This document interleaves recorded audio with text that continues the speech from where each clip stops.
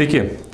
Ko gero, prieš einant į diskoteką ar pasimatymą ar į kokį klubą, kiekvienam kyla toks klausimas, atsistojus prieš veidrodį ir žiūrint į jį, ar aš gražus, ar su manim viskas tvarkoja.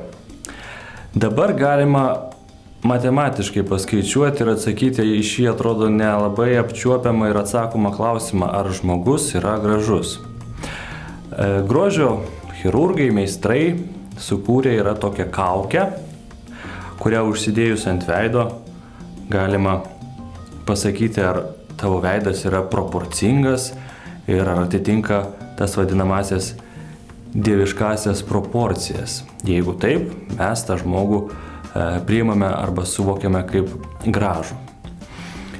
Jeigu mes kalbėtumėme apie konkrečius pavyzdžius, tarkim, uždėjus šitą kaukę Tom Cruise'ui arba Pierce Brosnan, matysime, kad ji jiems puikiai tinka.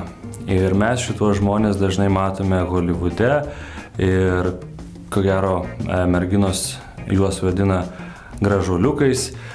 Ir kodėl mums yra svarbi šita kaukė, kalbant apie filmavimą ir fotografavimą. Apskritai pats grožis.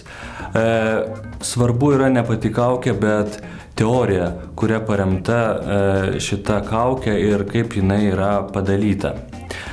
Dar viduramžiais italų matematikas Fibonacci išpopuliarino skaičių seką. 1, 2, 3, 5, 8, 13, 21, 34 ir taip toliau. Ši seka susideda iš tam tikrų skaičių sumos. Jeigu prie vieno skaičiaus pridėsime prieš tai buvusį skaičių, tarkim prie 2 1 gausime 3, toliau prie 3 pridėję 2 gausime 5, prie 5 3 8, prie 8 5 13 ir taip toliau. Gausime tam tikrą skaičių seką.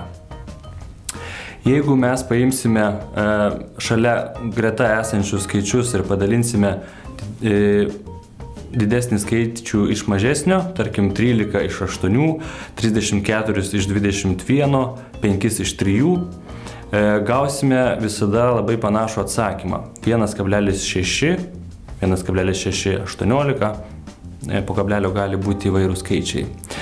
Ir tas atsakymas 1,6, 18 yra tam tikra proporcija, kurią naudoja tarkim, architektai projektuodami namus. Kaip dabar architektui suprojektuoti gražų, akiai patrauklų namą?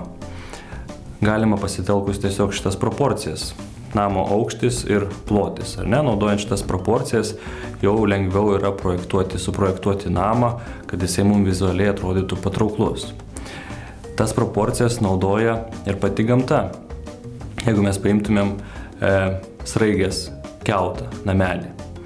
Šita spiralė, kuri sukasi, eina palei sraigės kiautą, irgi atitinka šitas taip vadinamas dieviškasias proporcijas. Galima ir daugiau rasti pavyzdžių, kur gamta tiesiog kuria įvairius savo kūrinius, naudodama šitas proporcijas.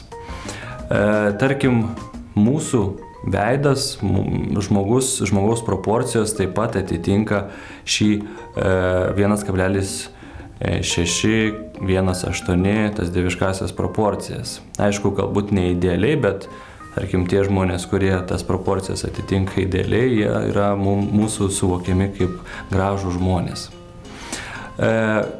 Kodėl mums šitos proporcijos yra svarbios fotografijoje ir filmavime?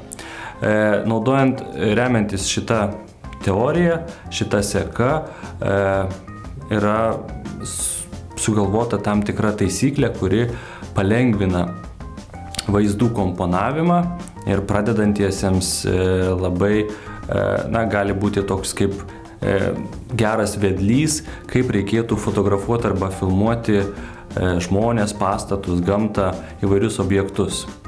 Apie šitas proporcijas angliškai dar yra terminas golden ratio arba golden mean, netgi kiti vadina divine proportion, dieviškoji proporcija. galite pasiieškoti internete, įvedę vieną iš šitų savokų ir tikrai yra labai nemažai prirašyta ir daug informacijos. O kaip naudoti šitas proporcijas fotografijoje ir filmavime, žiūrėkite kitoje paskaitoje.